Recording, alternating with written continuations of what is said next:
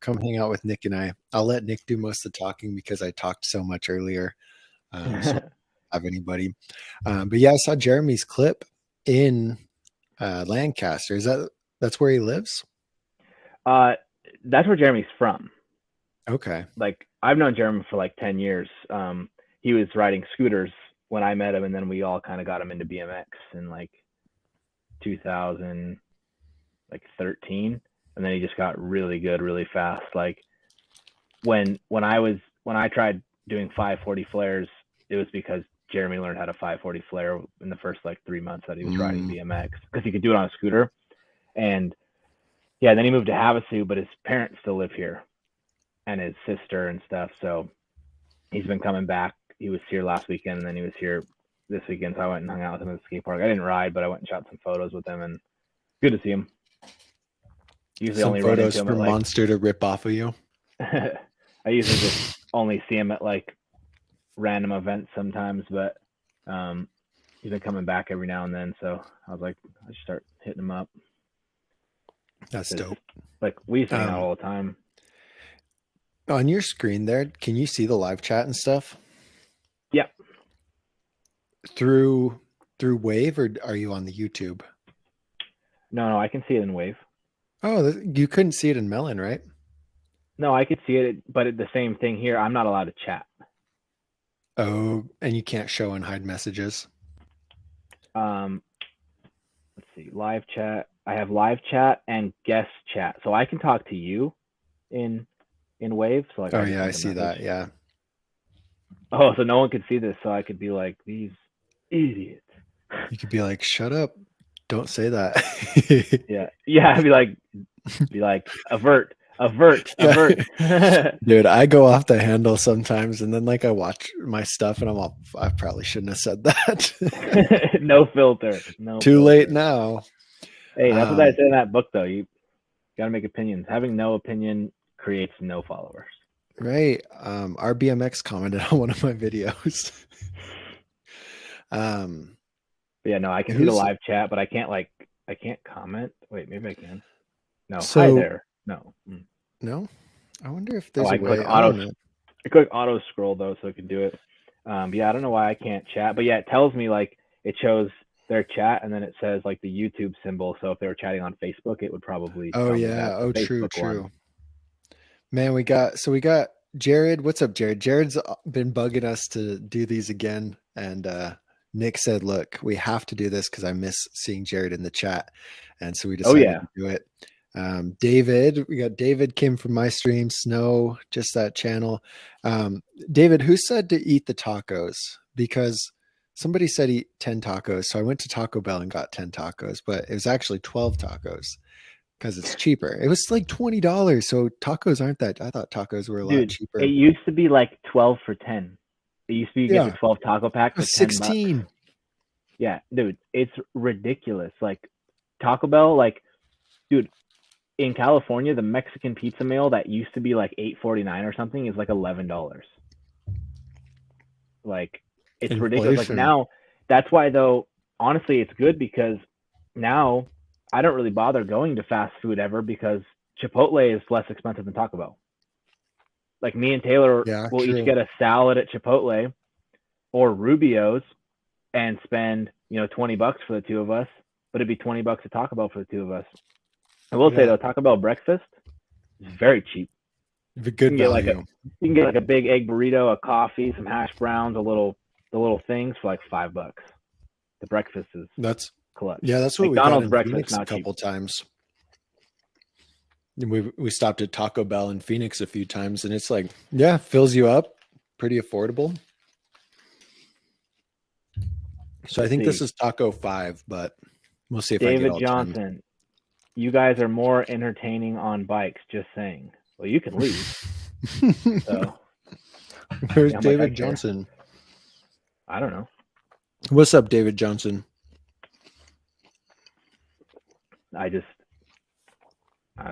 Okay.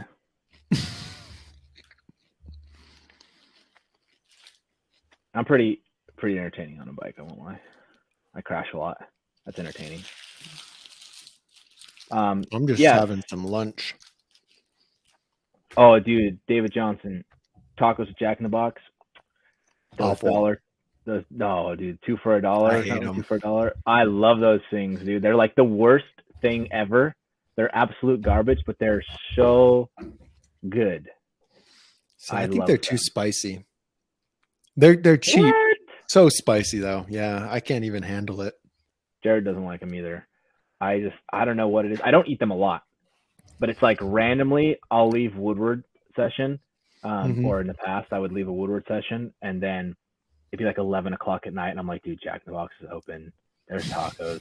I'm gonna go get some. Just because some randomly, sometimes a couple times a year, those things just hit the spot. I don't know what it is. That it's that slab of cheese. Like they don't do shredded cheese. It's just a slice, probably from their It's burgers, and it's they like just Kraft slap it on singles there. Yeah. And that's it. That's the only thing I enjoy about it. I'm like, okay, the cheese is and pretty just good. Like, pure grease and um, pure grease and yeah, Jared, they are like two for $1.50 now. Went up, but still it's pretty cheap. But like pure grease and like that tofu meat in there, I don't even know what that is. Just like, but it's so good. I don't know. oh, I highlighted. I didn't mean to highlight David's comment, but that works. Dude, I've been every time going. I click auto Uh, scroll, I click auto. Yeah, Jack in the Box tacos, drunk tacos. Yeah, same thing. Um, every time I click auto scroll, so the messages will just automatically go. Every time a new chat comes in, right. the auto scroll pops back up, and I have to click on it to scroll down. So it keeps Every time. blocking. Yeah, it keeps blocking the newest message. So I have to keep Hmm. clicking it every time someone sends a message.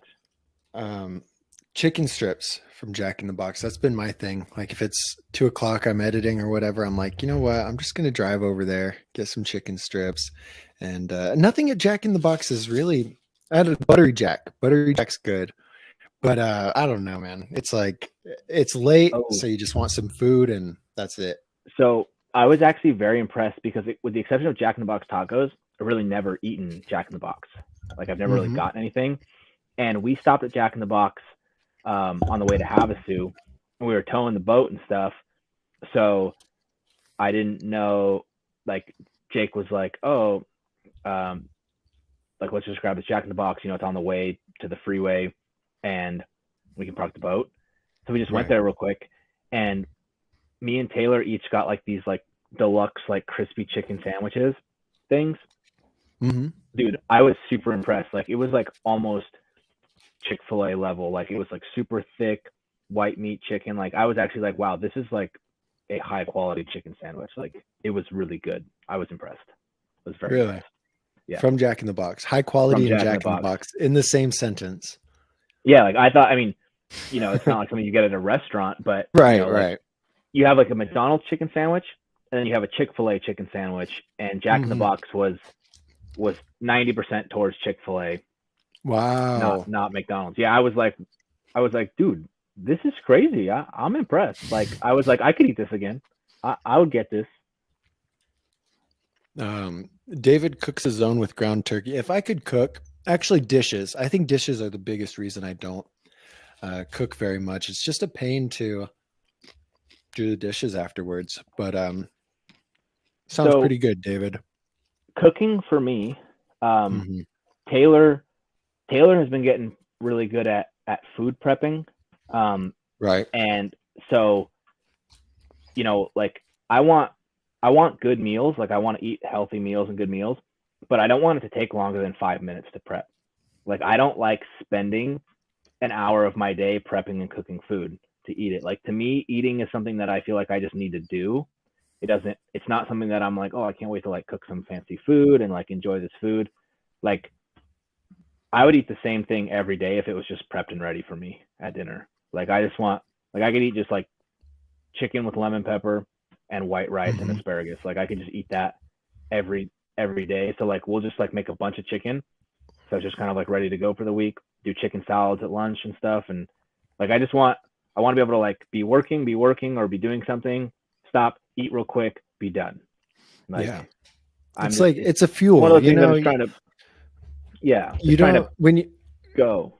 when you put gas in your car, you don't like dilly dally. You don't like rub the nozzle around or whatever. Yeah. You put gas in, you go. And I feel like for me, that's how I'm eating too. You're like, fuck, Yeah. oh, oops, I'm starving, No, and I better get some food. And it's funny because, I've always thought like that. I'm always like, I'm not saying I don't like good food. Like I like to go to restaurants sometimes and, indulge. Like I like good food, but most of the time I'm fine with the same thing every day as long as it's quick and like mhm. it's good for me. And then it's funny, I saw this Rob Deerdeck post on the Deerdeck Machine Instagram, and he's like, I eat the same thing for dinner 5-6 times a week.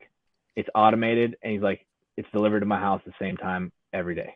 Hmm. He's like, I'm not saying I don't eat other food. He says I'm just super content, and he's like, just automating. Just I need to eat, so it just automates show ups, and I was like, that's genius. Like, Is I was gonna say that doing that makes you kind of appreciate when you eat something else, or like, you know, the one if you're eating your example chicken and rice all the time, when you go out to eat and go somewhere nice, you're like, oh, this is so much better because I've been eating chicken and rice the whole time. So it's like yeah, I get a don't know, steak, extra some mashed good. potatoes. Yeah. Yeah. Did you see David? He said he started cooking and lost 65 pounds. I'm Oh choking on wow. tacos and dropped 30 points on cholesterol. David, I just wanted to ask, like, do you ride BMX or mountain bike, or what do you ride? And has that played a role in it? Or has it all been cooking?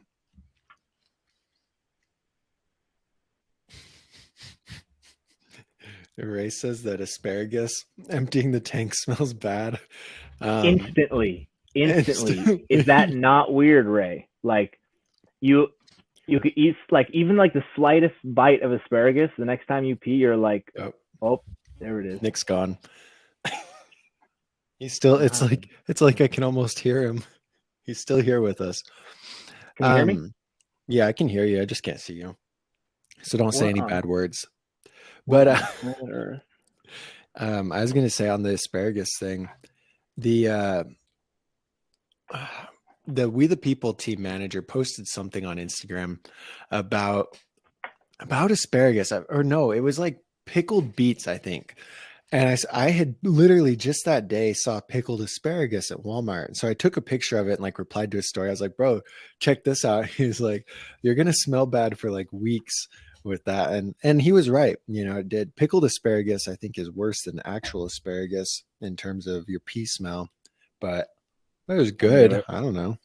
I've ever had pickled asparagus, but dude, sometimes I'll eat asparagus and like I feel like eat like just a bite of it somewhere and completely forget that I've eaten it, and then I'll like go to the bathroom, like especially like at a wedding or something. There's always Yeah. asparagus at a wedding, and then I'll like take a bathroom break real quick, and I'm so busy I don't really remember what I was eating. I just ate, and then I go to the bathroom and I'm like, oh yeah, I had asparagus today. Like it doesn't make any sense. It just goes straight through you. It's like it's almost like the gas just goes. Everyone else in the bathroom's like, ooh, he had asparagus today. Yeah, But it's not everyone. just you that notices. Yeah, it's okay. At least everyone else at the wedding ate it too. I'm going to take a break from tacos. Do you want to go through some of the members' posts? Sure. You down? Yeah. First, I just wanted to give a quick update on myself Oh, because I haven't been posting too much of anything. I was prepping for a contest, and when we were practicing at the event, I got out pretty much my entire run. I had a run that I felt like was going to probably finish on the podium. I was pretty ready, and then in the warm up, about an hour before the event, I was just trying to stay warm for the event. It was kind of raining off and on, and just warming, like staying warm. And I 360 out of the step down like I'd done a bunch of times. And when I landed, my feet slipped off, and I was just dragging my feet, and my ankle got sucked underneath my back wheel, and it twisted, and so I was in a boot for the next couple weeks. Ankle was really swollen. They said there was no breaks, but they couldn't really be sure. But now I'm walking pretty much fine without the boot. I haven't started riding yet. Just trying to let everything get back to normal. There's still a little bit of swelling in there, but should be fine. So that's kind of what I've been up to. Just been trying not to re-hurt my ankle. So that is that. You did the old ankle McTwisty. Yeah, I went like this. Yeah, It went dude, completely backwards. Mine was, so you remember I rolled mine, I don't know, a long time ago, it feels like a year. But yesterday it was just throbbing for no reason, and I don't know. It's ankle stuff is weird because one, you walk on it all the time, but two, once it heals, you're pretty much good until it goes past that point. You're like, oh, there it is. There's that pain. It's back. Like I'm in the position right now where I have about 90% of my range of motion back. But like when I wake up in the morning, if my ankle was in like a weird position all night long, like it'll be a little bit stiff in the morning. Mm-hmm. And since I've been not wearing the boot, I've pretty much been walking around in slides. Like I've been wearing slides, the whole time. And right now, since I went and, shot some photos with Jeremy, I'm actually wearing shoes, and I can feel my right ankle in my shoe right now, like my foot. Like I can feel, and since I'm sitting in this position, my feet aren't up right now. Like I can actually just, it's not like it hurts, but I can feel it. Like I don't feel my left foot right now. Like I can feel my right foot. My right foot, like I can feel it's there, which means it's that shoe is squeezing on it a little bit. So I'll probably take my shoe off for a second. Dang. Yeah, that's crazy. Let's see. You got it probably a few more weeks, huh? Yeah, I'm just gonna. I have, I have an engagement shoot in Tahoe, like a week from Monday, and then I've got a wedding in Mammoth. So I'm gonna go spend some time at Lake Tahoe and kind of just chill. I was gonna ride Woodward Tahoe, but now I'm just not going to. I didn't even reach out to them.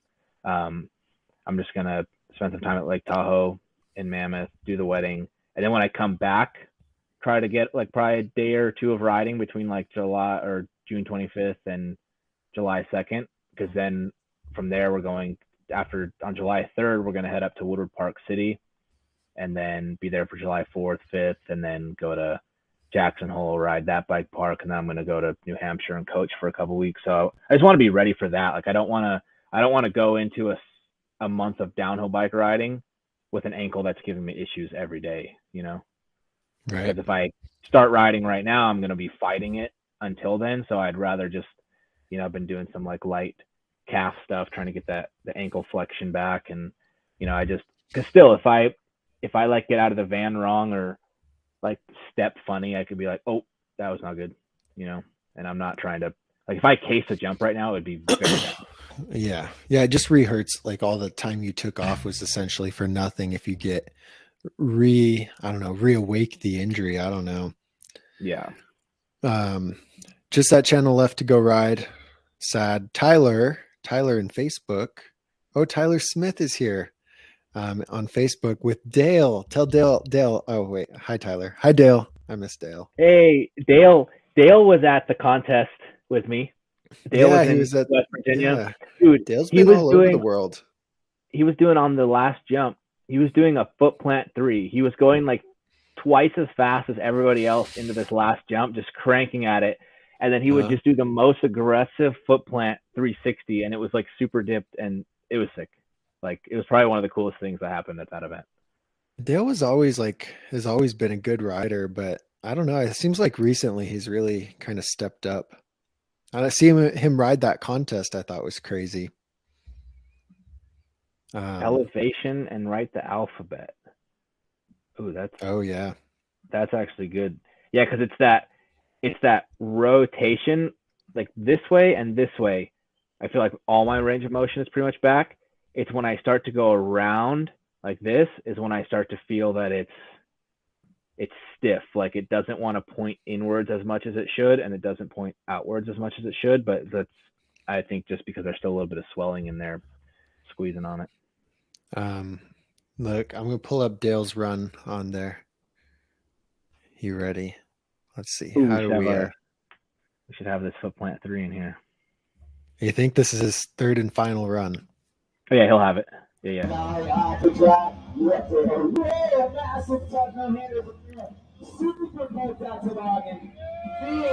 Those are big jumps. Yo. Yeah, that's sick. Yeah, that's hilarious. He took like 3 cranks at it too. Oh yeah, yeah. It Good job, just Dale. kills all your speed when you tap like that. But yeah, that had me hyped. I was pumped on that. All right. We'll put in the members group and just run through some of those, I guess. Cool. Cool. Okay. So this is Facebook. Oh my God, No, wait. Inception. I know. Look, we see ourselves. How Inception. crazy, huh? Whoa. Okay. Anyway. There's Tyler talking with Dale. But this first one, this is Aiden. Aiden's one of our newest members, and Aiden wants some help with bar spins. And we commented some advice, but it'll be good to kind of elaborate here on the videos. So, like, what will probably help Aiden. So I'm gonna Let's play it. real quick You before you ready? play it. He Oh, says oh, huge mental block on bar spins. How to throw past 110 degrees.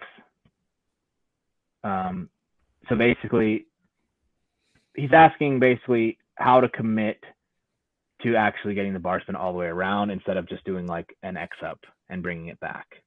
So let's watch the video. right. Okay.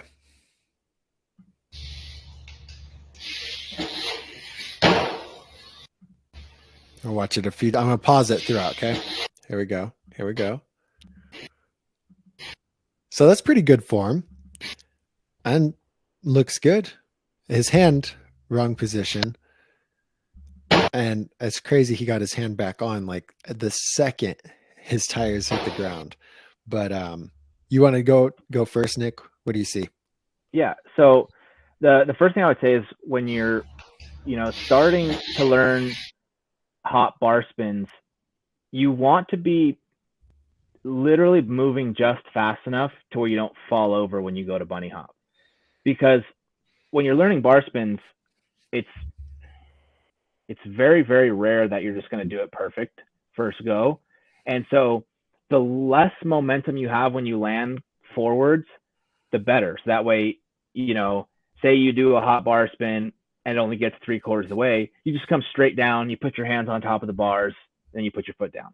That's it. Whereas when you're moving forward that fast, if you throw the bars and it only gets 3/4 of the way around, your weight is going to go and you're going to, go forwards into the bars and get kind of eaten, is what I would like to say. So go a little slower would be my very first tip. It might be less scary to commit. But then otherwise, everything you're doing is good. The thing that I would say almost as like a joke, but seriously, is you're throwing the bar spin, but you're just not letting go. So the how to throw the bars past 110. You got to let go, and you got to let go before right there. Like, you need to commit to the bar spin the second that first hand comes off. So you're throwing them, you're just not letting go. You need to, like as right soon as there. that left hand, as soon as that left hand comes off, you need to, start passing that around. Your knees are back, everything's out of the way and good to go. You just either have to flick them and let both hands go and let them come around, or as soon as that left hand comes off, you need to just commit to forcing those bars all the way around. But when it comes to that mental block, going slower is going to help. And then also, just telling yourself before that you're going to do it, because the fact that you were death gripping to, 90 degrees and then bringing it back, because you were death gripped, you had already told yourself as soon as this hand came off that you weren't going to do it. Otherwise, as soon as this hand came off, you would have opened that other hand up and brought it around. So the commitment stopped before that point. It stopped as soon as you started. So Yeah, in the time it took you, Aiden, in the time it took you to that was a full. Well, would that be 180? No, that would no, be it's like like a little 90. past 90. Yeah. In the time it took you to go all the way here and then pull your hand all the way back, I guarantee you could have tossed the bar. Like tossing the bar would have came around quicker. I'm pretty sure than it did like to move your hand that far and move it back. Like that's a weird motion. And so, yeah, actually committing is going to be really hard. Like you just have to let go a couple times and feel it out and see what you get from it. and go from there. But Nick's point about speed, I think, is very crucial because obviously it's going to be more scary going faster. And so if you're more scared, you're less likely to actually commit. So the speed, you're going very fast, and people can bar fast, but I think for you just learning, it's going to be easiest if you focus more on going higher in the air than farther with the speed. And yeah, and toss the bars, man. I think. What do you think for like things for him to practice that are kind of low risk Like, where he's at right now? so, Can you think of anything? so where he is at right now is probably where I was when I was doing my first hot bar spins, Yep. you know, and I would stand there and I would do like, a bunny hop and a test and try to like visualize it. Then I would, put my pedal on my knee, or I would back up to a wall, do like five, one, not just like one, like nothing, like you're not paying attention, like actually like, be leaned up against the wall, kind of picture yourself bunny hopping, throw it, catch, Yeah. kind of be like, okay, do it, catch, like do it with intention. And then, you just have to do the hop and just get yourself to do that exact same motion. If you practice that muscle memory enough, it's going to come around. And, I don't recommend it, but I did do the double tire hop. I did the double tire hop just to like kind of start convincing myself that if the bars didn't come all the way around, I was going to be okay. And then I started, actually hopping, and that gave me the time I needed to do it. So, I would do kind of a mix of those, lean up against the wall and actually throw them with intention, do a couple bunny hops, visualize it, and just be going slow. And just as soon as that first hand comes off, it's all or nothing. A bar spin is all or nothing. The second one hand comes off, it has to come around. There's no deciding midway. It just goes. Yeah. Aiden, I can definitely like almost sympathize with this because ever since I built up my new bike, I've been a baby with throwing bars. I'll go in the air and I'll go, but I won't actually let go. And anytime I do, like when I finally get mad at myself enough, I'm like, hey, just let go. It works out fine. Like I don't get hurt, but that mental block of initially letting go is a huge problem for everybody. I'm going to throw it up one more time just to point out the other thing. And I think this is why what Nick's saying with practicing it up against the wall or just standing over the bike will help you out so much because the form is just a little bit off from what you're doing here. So when you come up and you get ready to throw it, your catching hand, oops, oh my God, that was terrible timing. Hold on. So your catching hand's way up here. And you don't want it up there because when your bar comes around, your bar is coming around down here. So your catching hand being up here is going to make, so you lift your hand up, you throw the bar, like you can't catch it. Your hands are going to be all tangled up and tied up. So when you're working on it, those drills that Nick's talking about, practice dropping your catching hand back, throwing it, and that bar is going to come around and go right into your hand. Here, I'm going to play one of the slow motion clips from the course. And just watch my hands here. So instead of going up with my hands, they're dropping back. Look at that catching hand right there. It's ready to catch it. It dropped back so that the bar can come around right into my hand. And by changing that up when you're practicing those drills, you're going to be ready to catch it. And that's going to help you out a lot. So you've got it. Once you send it, just work on that form a little bit. And yeah. So yes. On that, no, so what's really good mentally when you think of that is if your hand goes up here, your catching hand is up here, you have to spin the bars all the way around and then try to like catch. Whereas if your catching hand comes down here, basically what happens is you kind of take that hand off, you're here, and then really you only have to commit to letting go for another 180 degrees because then you catch the bars, at 270 and bring them back. Whereas if you're thinking about catching at 360 degrees, there's more bar spin to do.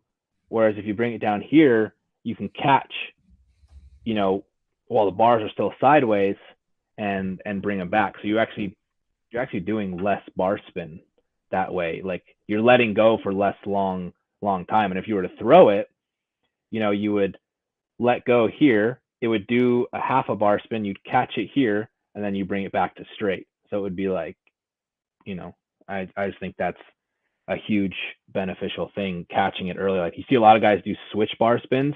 They like exaggerate it. They'll throw and they'll almost like catch that thing backwards to like wrench it around.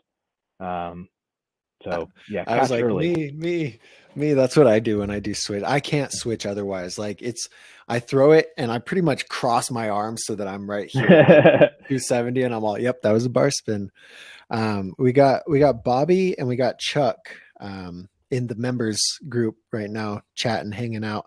And I asked Chuck how his bars were going, because Chuck couldn't bar before joining, and he finally got a couple, even though he wasn't proud of them. They were solid bar spins. And Josh is asking for some 360 tips. We have a video, Josh, on the channel that kind of goes over that. If you want, and you're in the bike school, just go ahead and post your clip on Facebook so that we can go over it. And we'd love to give you tips on there through Facebook. Okay. Lucas, what's up, Lucas? Lucas throws his goofy footed. Nick, what is goofy footed? Goofy footed is a lot of things. Goofy. It's goofy. Yeah. So basically what Lucas is meaning is he's learning his bar spin switch, means that if he's left foot forward, instead of throwing his bar spins with the left hand into the front foot, he's throwing them with the right hand into the back foot. And your bike is a lot less stable that way, because you're throwing your bars into a dead space in the bike. So you have to pinch the frame a lot harder for switch bar spins, because otherwise the bike actually wants to tip. You can do a bar spin the regular direction without pinching whatsoever, and the bike really doesn't tilt. It's a physics thing. But I learned bar spin switch first. I'm left foot forward, and I learned bar spins with the right hand. And then I realized like I couldn't really get them consistently. Like I was messing up. They were super sloppy. And then I just like tried them once with the other hand, just throwing it with my left hand, and it worked first go. It came all the way around. I landed it, and it was so much easier. So the left hand became my bar spin way, but I never stopped doing them the other way. So I'm able to do both bar spins, but definitely like when I think of doing a switch bar spin on something, I pinch so much harder. Like when I do a truck driver this way and throw my switch bar spin, I'm pinching so hard. Whereas if I spin switch and do my regular bar spin, I don't think about pinching at all, because the bike just stays more stable. So if you learn your bar spin switch, it's going to be a lot easier for you, Lucas, to do it the other way.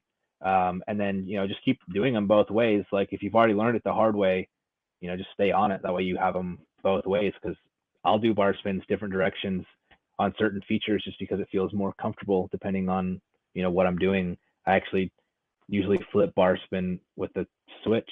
So, yeah. He says his bar spins are perfect, and I don't. M is Y. I don't know. What does that question mean? M is Y. I don't know. I don't even pinch, but here, so, so you're saying since he learned it switch, which is technically the harder way, when he does it regular, it's actually going to be easier for him. He says that he doesn't even pinch, and he's lying. Here's why. Look, caught in 4K pinching, Lucas. Look at that. That's a pinch. Busted. That is a big pinch.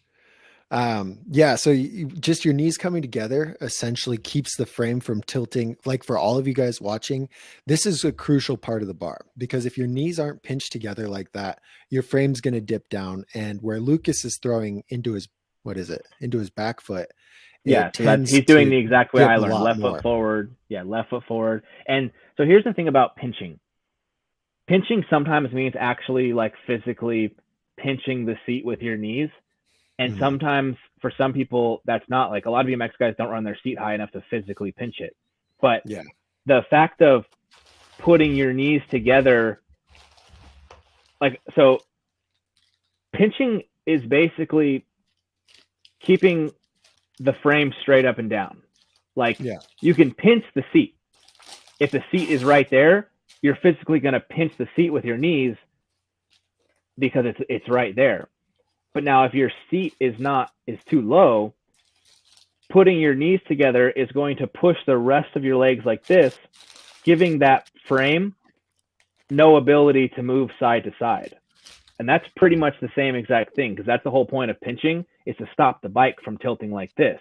And now, if you're not pinching at all and you're throwing a bar switch, like there's a difference between not, like it's hard to, people think it like bow-legged. they don't if have you a throw seat, the bar they can't. bow-legged, If you throw it bow-legged and your legs are really far apart, then your bike's going to tilt. So if you just at least put them together a little bit, your bike really can't go anywhere. keep your legs closed.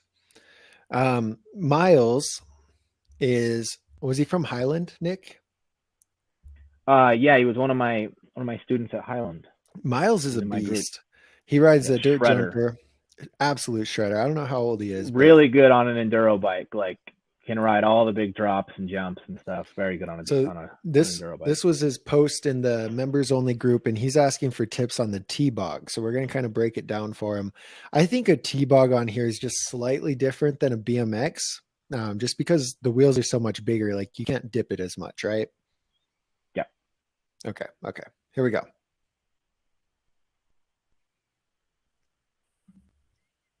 Oh, there's no sound, or did I turn the sound off? We got to have the sound. Oh, no sound. Okay. Anyway, I'll pause it. It's kind of hard to see, but he does get his hand off for a split second and grabs the seat. My 2 cents here, I don't know on a big bike, but it seems like he's too much up and down. Like you've got to level out to really be able to grab it and have that control where you can tweak the bars out a little bit. But Nick is the expert here, so I don't know. So what I would say on this is there's a couple things. One, this seems like a jump that is pretty, and this is kind of what happens when you're on, an enduro bike and you're riding like bike park, because this is clearly taken on a bike park. The jumps may be more mellow takeoff, so they're longer. And think of a fly out at a skate park. A fly out at a skate park, you're going to go up, you're going to have this like dead space up in the air, and then you're going to come down. If you're jumping like a longer jump, you don't get that. So you have to create it. You have to like pull back more, so that way you get this more like dead space where you're level and then starting to come down. So what I think is happening is, you can see in the video that Miles, your legs are bending off the lip. Like if you play this, see how his legs soak up. He's already like kind of starting to initiate the toboggan on the way up. His legs are bending, and then as soon as his front wheel comes off, he's taking that hand off. And I think we need to do the opposite. We need to actually, stand up on the face of that jump, stand up, let that front wheel get up, and then as we start to level, like when we're up in our like penciled out position, push the bike forward to level it out as you go back to grab the seat. So that's going to like push you into the toboggan and level the bike out, but you need to like create that little bit of dead space for you. And so I would say be patient on the toboggan, pop the jump, like stand up that takeoff like we talk about in the jumping videos. You need to stand up, and then once your back wheel has ridden all the way off that lip, then you push for the toboggan, then you go for it. And that's what I think is going to be the game changer, is not trying to rush it. And I'm not that good at toboggans, but see myself stand up and then I push through the, like that dead space in the air. And that was a terrible example, but still see I stand up through that whole takeoff. And then once I'm up going into the air, then I push through that rainbow. That. And I don't have a good bar turn right here, but so don't at me. You're tweaking it out, like exactly like you said. When he's coming off the lip, he's reaching for the seat, and that keeps your back wheel from floating up into you so you can be level. Like in yours, you're perfectly level. You have time to chill, take the hand off, and Yeah, you and want to do it at the peak of the air. So you want to exactly. let yourself take off the jump just like normal. And I think that goes for, all tricks. People don't take enough time to, like, when they learn a trick, they're rushing the trick. You have to think that almost every trick that you do when you're learning them, you take off the jump just like normal. And I think a lot of people stop doing that. They start learning certain tricks and they forget to always remember that you still need to jump properly. Like Yeah. every trick starts after the takeoff, with the exception of a backflip or like a 360. Every jump, every trick starts after the takeoff. So you still need to like stand up through that lip and actually get yourself in a proper arc before you can do the trick. So yeah, Yeah. Miles, don't soak up the lip and then try to take your hand off. Let yourself jump just like normal, and then once you're kind of like, when you're going up, back wheel has left the lip, then you start doing the trick. You want to do it at your peak, not as you're going up. um I don't know. I was going to say something, but it wasn't very important because I can't remember. So, but I did want to mention Chuck's comment. Did you see Chuck's comment? I asked him how bar spins were going for him, and he said he can consistently throw crap bars where the front end lands a split second before he catches. He needs to really clean them up. Um, Chuck, let's see some videos.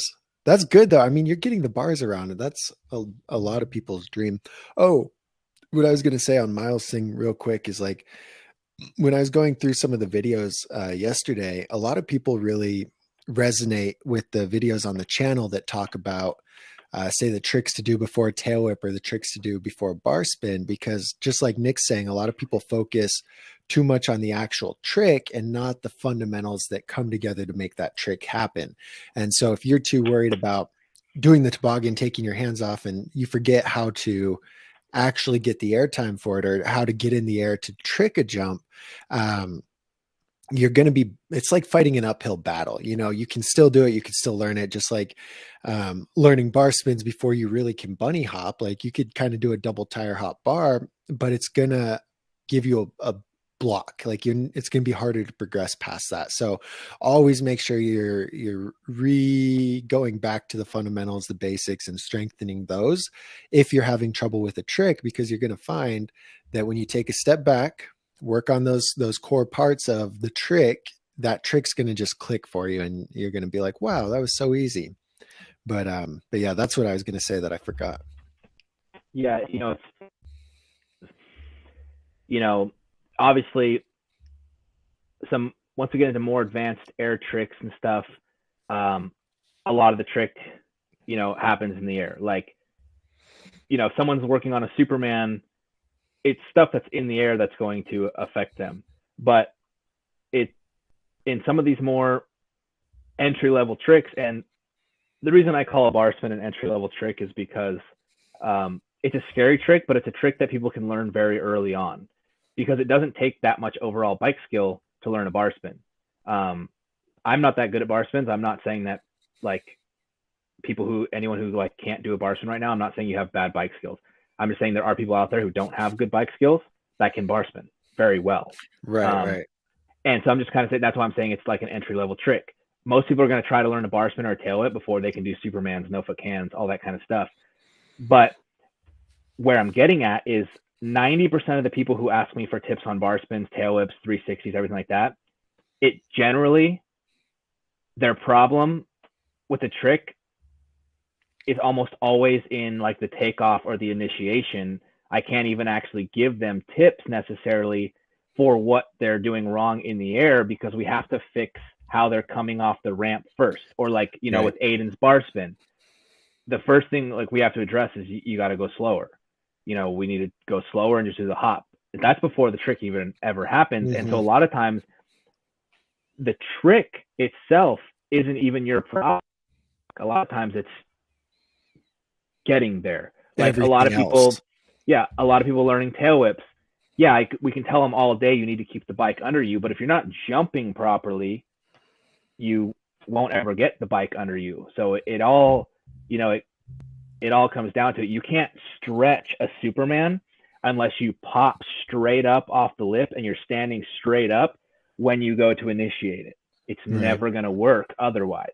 It physically doesn't work. Or like a 360, like, most people's problem with the 360 is they carve too much. They're starting too early. They're not setting their weight and then initiating like a strong snap of a spin. Like when I do 720, 99% of my 720 is done in the lip. I know the second my front wheel leaves that lip, if my 720 is coming all the way around or not. It happens then and there. When I do a double flip, the entire rotation comes around off the lip. I know as soon as I leave the ramp, if both flips are coming around. So, it's like that takeoff is a very essential part of a lot of tricks. And yes, the 720 and the double flip, those are very extreme examples because, you're generating either a lot of spin or a lot of flip. So you're not jumping normal. But every air trick, you have to have that foundation of jumping or bunny hopping or something.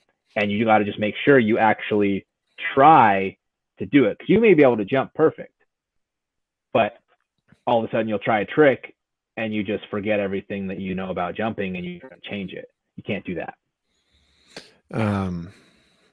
Chief and Jared are in here. I don't think I said what's up to them, but what's up, Chief? What's up, Jared? Chief's from Australia, and we know Jared, but we said hi to Jared earlier. He was the first one. Yeah. Did we? Oh, Jared, I take back that second hi. You only get one. This is Tyler. Tyler is always fun to watch because he does a lot of street, but then randomly he'll do a bowl line. And Tyler and Bobby get together and ride, right? Anyway, this is Tyler ripping this bowl. So, and he says critiques welcome. So we're gonna watch this and we're gonna give him some advice on how to look like Larry Edgar. Skate, don't be scared. I'm so bummed I hurt myself and didn't get to go see these guys when I was over on the East Coast. I know, you were so close, huh? I know, and I was planning on it too, and then I broke myself, and I was like, well, that's embarrassing. Yeah. And I don't know. Yeah. Tyler was like, I think Nick's just making excuses. No, I'm just kidding. Doug's just stirring the pot right now. No, dude, I just love drama. Can't hang out with you. No, dude, I don't know. I'm just on I was just talking about it on my stream earlier. I'm like, I feel like I'm really positive. I hate Grayson Roberts and how negative he is, but here I am, like, just, I don't know, talking shit about whatever I can. Tyler, what I want to see you do, this is just like for funsies, but I'd like to see some double peg grinds in there. Like, I think that'd be fun to add into your bowl line, is just peg slide across quarter and stuff like that. But oh, look, he says hate that he couldn't see you. I don't know if that was him or Bobby. Bobby, or whoever's commented from Facebook, we can't see who you are unless I go to Facebook. It doesn't. But I'm gonna assume Bobby was in here earlier, but maybe it's Tyler. Anyway, love all you guys. I'll come out that way eventually too, I promise. But yeah, I don't know. I'm gonna be back on the East Coast.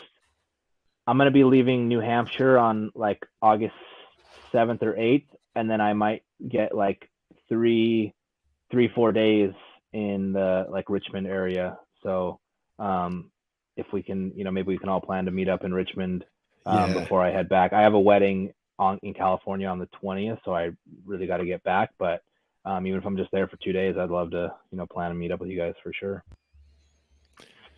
I'll be there in spirit. Hey, look, speaking of Bobby, here's your box jump clip. Are you ready?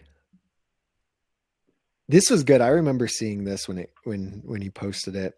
And all of these, we gave the comment, the feedback with the comments, but sometimes it's good to expand on here. Bobby, can you clear this? Since you're in here, can you clear this now? Because that's what you're saying. They're rebuilding that whole thing. It's gone now. Oh, really? Yeah. Oh, he said I was eventually able to clear this first jump. Unfortunately, he didn't get a clip. I don't know, man. Pixar, it didn't happen. I blame Tyler for that.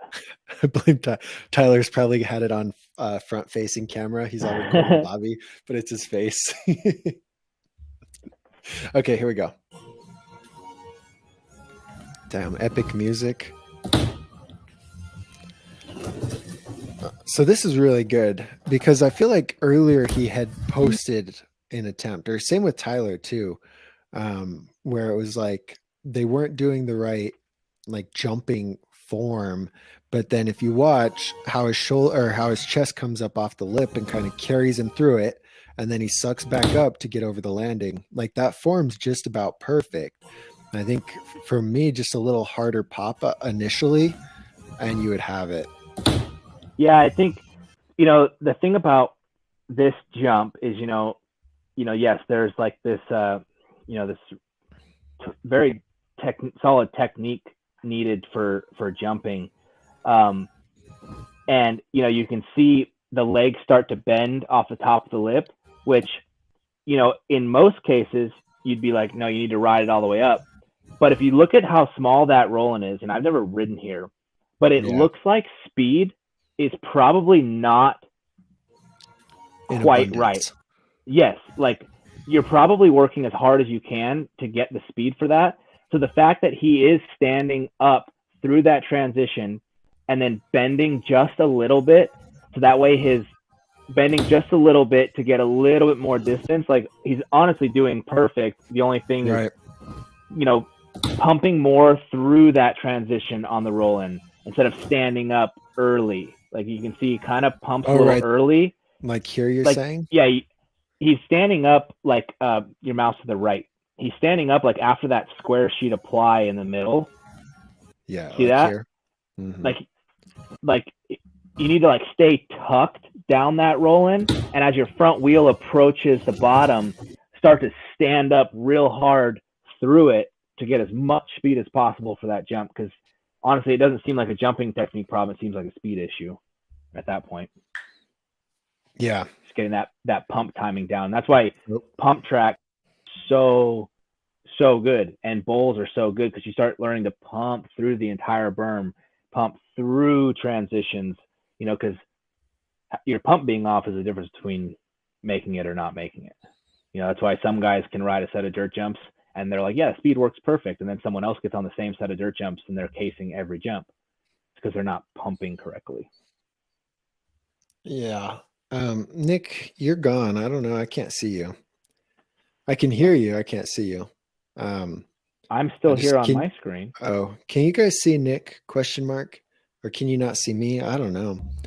I was talking about that with somebody earlier. Hey, there you are. Weird. We were talking about how hard dirt jumps were to ride when we thought that you had to bunny hop off the lips. Like, I don't know. That was me when my first time hitting dirt jumps. I'd come at it and I'm like, oh, it's kind of a big gap, so I'm going to hop as high as I can. And like all that did is make me land in between the two jumps because I wasn't doing the form, And then like after watching Nick's explanation in the course, it was like, that makes so much sense. We were filming in Phoenix and I was like just throwing my chest and I'm all, whoa, this is it, and it's a whole, like there's a certain form for pretty much everything. And it also applies to different jumps. Like Nick's saying, like this jump's a little different. And the way you're going to have to approach it is much different than how you approach, say, that second one, or like that box in Chandler, for example. There's a ton of, different ways to do the jumps, but good job, Bobby. Good job. Yeah. But it all comes down to the same principle where you're pumping, you're standing up completely in the pump. And then if you want to go higher, you're standing up the entire way and going up. If you want to go further, after you stand up, you do a slight bend of the legs. If you want to really, really push through a jump, you're like standing up really early and then compressing your body down to try to push yourself forward, like scrub, but it all comes back to the same concept of your chest has to come stand up first, and it stays standing up to go higher, crunches down to go forward. To the thing for sure. But see, I never had the thought of bunny hopping off lips because I come from like BMX racing, so yeah, I could jump dirt jumps before I ever learned how to bunny hop. Like I couldn't get my wheels off the ground, but I could jump jumps. I don't understand. No, dude, that's hard. Yeah, it just didn't make sense to me. I'd ride with my friends and they'd like just clear stuff just fine. And I'm here struggling. I'm like, I'm pretty good on a bike. Why can I not do this? But let's see. So we got, this is Chuck doing turn downs. And I am a turn down wizard. Just kidding. But let's see. Let's see Yeah, I'm what pretty much Chuck's pro. got. I'm pretty much pro at turn downs. Pro turn down on the back. All right. It looks like I can't tell. I'm trying to figure out if he's right foot. He is right foot forward. Okay. Yeah, So he's 5 foot forward. He's doing it the he's right going way. the right way.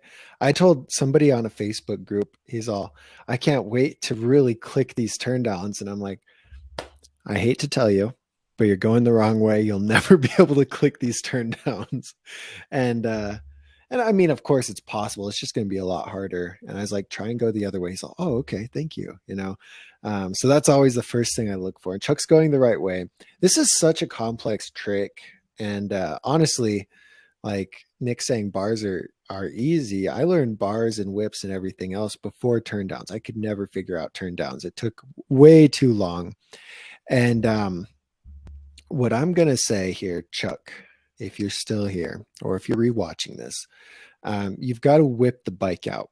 That it just gets you into like a folding momentum. And so what I'll do is I'll kind of explain it and then I'll show you like a video from the slow motion video and show you exactly what I'm talking about. But oh my God, I'm getting all these notifications. But so right here, you're turning straight down into it, which can work if you're perfectly up and down. Where you're pretty level like this, you need to be whipping the bike out. So initially you turn and whip towards, how would you explain that? Basically, Opposite? the away from your front foot. Right. Yeah. Away from your front foot, so that you can fold back into your back foot. And you're doing it right going towards your back foot. You just need to swing the bike out around this way, so that fold happens. And there's a bunch of different things. And the more I think about it, it's like, I think tricks get harder based on the amount of different things that your body parts are doing.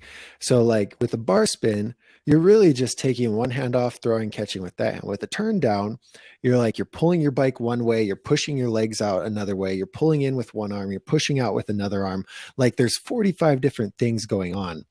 And I think that's what really makes a trick complex. So here you're more level You'd be like and you're really rotated like this. exactly gonna need to Almost I spin like a exaggerate switch. it. Yeah, Like a almost switch spin. exaggerate it as if you're like doing a look back air. Like that's kind of how you think about it. It's like you got to turn. So Chuck, for your specific, turn a little bit to the right. That way, when you start the turn down, you're snapping and looking down to the left. Like you're turning one way to look back the other way, kind of. Exactly. Yeah. So here, let's see. This one's stupid clicked, but same fly out. Okay. I mean, this isn't the same fly out, but you know, it's a fly Same out. foot forward. Yeah. And so when I'm coming out, look how initially I'm pushing this back foot out. So that's the first thing like that I'm doing. Pulling the bars to the right. So he's kind of, but Yeah. his chest is not turning, but the bike is turning to the right. Look at how much I'm flexing right there. I'm yanking my bike and it's coming around out like an opposite spin. And once I get that whip going, I'm pushing down with my left hand. No. I'm pulling in with my left hand and pushing over with my right hand. So right there, I push my foot through. This arm comes behind the leg and I'm pushing my bike out in front of me essentially with my feet while I'm turning down with the turn down. Here, I'll just play it through one time. We'll kind of highlight it. That's ridiculous. I know that one's so on a quick. On a 4 foot ramp, your bars go past 180. Like so like, a lot you're of like that 270 right there.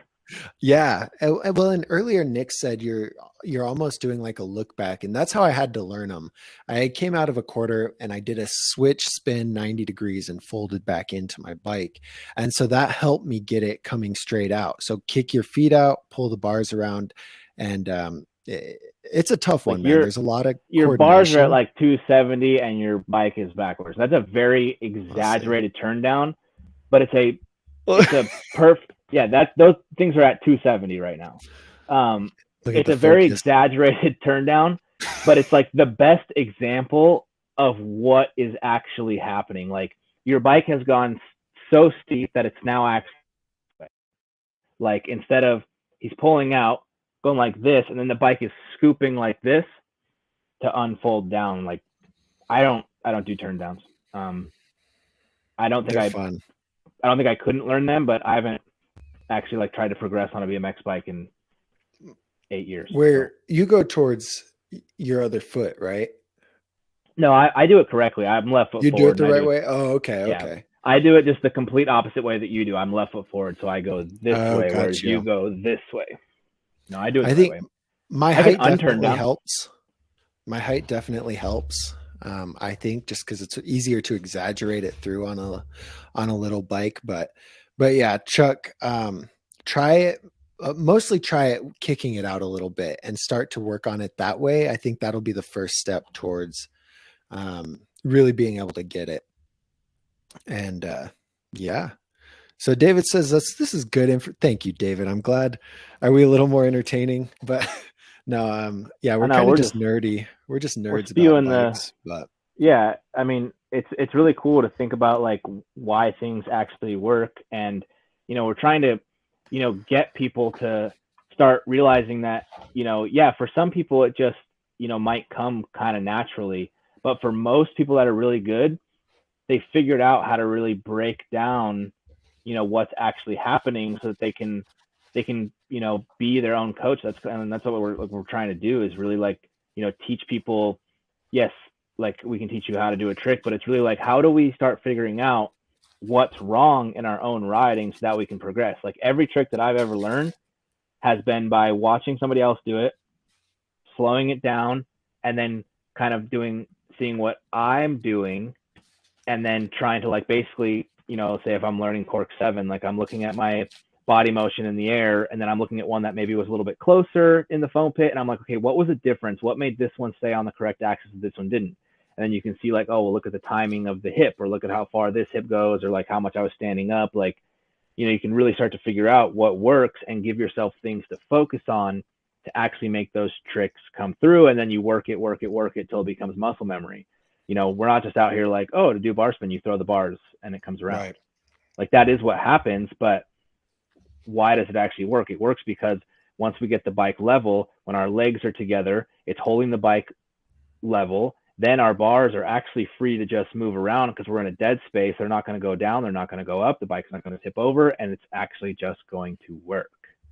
Like, yeah, I think ideally there's 2 ways to get better at bike riding.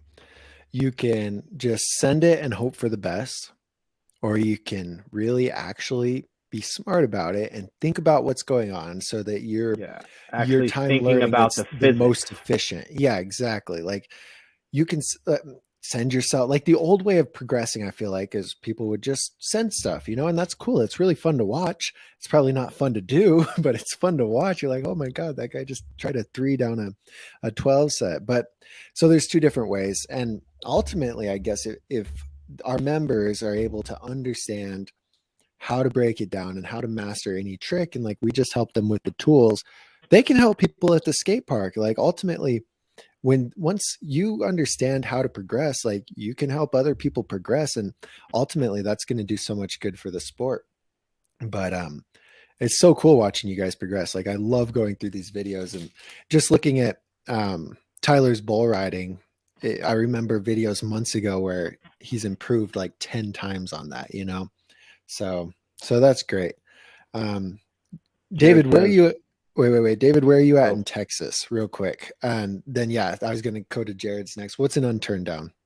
Unturned down. Unturned down. So a turn down is bars like this, is what Doug just showed.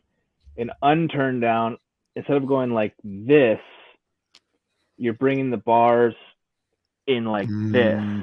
So instead of taking this hand over here, it's kind of hard to explain without actually just showing you a video, but basically you go up, the bike gets vertical. It's almost like a really inverted tabletop in front of you. Like, so you're pulling the right side of my bar under here.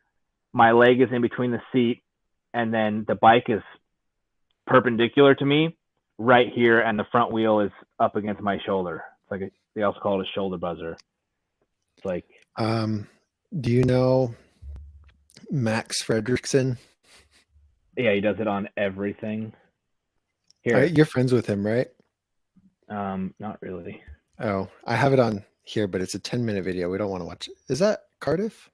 No. I know. I was just trying to look at the like the image. I just typed that in, and there was Max Fredrickson. I was just trying to look at the. Here, look. Here's just a photo of the thumbnail. Nick's got a better one. Where? It's just Max Fredrickson's thumbnail. I just clicked on images, and it's right there. Can you share it? Yeah, here. Let me. I don't. Look how tiny this taco is. This isn't even a taco.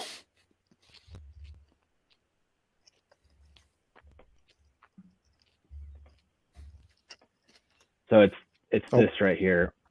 The Swedish guys are really good at the unturned downs, and that's crazy. That's on a hip, but that's an unturned down. You know, that is either on a hip or he's hitting that jump like a quarter pipe that you're seeing. Because if you're doing it straight on a jump, the bike is vertical, like you see like here. You know what I mean? Like this is Max right here. It's like it's more vertical. He's clearly looks like he's airing to the left, which is why it's at this position instead of vertical like you see here. But a lot of BMX guys will say that this is not a true unturned down. I used to do shows with Rob Darden, and he does this except the opposite way. So instead of taking your front foot off, he pushes it the other way. And so he does a full unturned down with both feet still on the pedals, which is actually a true unturned down. There's actually a lot of controversy back when mountain bikes were doing unturned downs, basically saying that this is not an unturned down because we're not even doing it the correct direction and it's forcing our front foot off. Whereas if you were to do it, you know, like, can you guys see me? So I would turn down this way and I would unturn down this way. An actual unturned down, according to Rob Darden, is supposed to be the same direction you would turn down, except instead of turning the bars this way, you bring it in and turn them this way. And so both feet are still on and it still tangles up like a turn down, except instead of your bars coming over like this, you come under. So like right arm instead of like this, left arm under the thing. So for you, Doug, the unturned down would be right arm under with right foot forward and both feet would still stay on it. Like you have to check right Rob arm Darden. Under my left arm? Yeah, here, let me see. Rob like a table. Darden. Yeah, except but you're on the outside of it. Yeah, Rob Darden's probably the only person that I've really seen like do it like my head hurts. What he says is like real, but most people when they think of unturned down, it's going to be what I just showed you. But let me see. I'm still sharing this. I think I can probably find a video quickly of Rob doing an unturned down. This is like the Rob Darden's like the Steve Caballero saying, no, bikes can't half cab. No, bikes can't unturned down. No.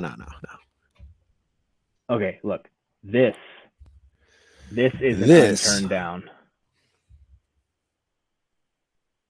What?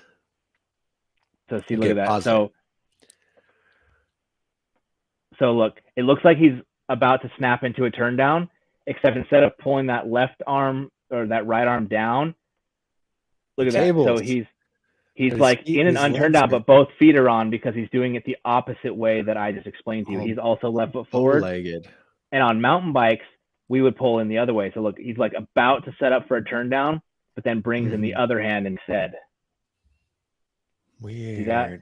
So whereas if it was a turn down, his instead of being like this, or instead of being like this, it would be like it's weird. His arm is here instead of over. That's kind of the difference you can see is that the arm is under the bars instead of over the bars.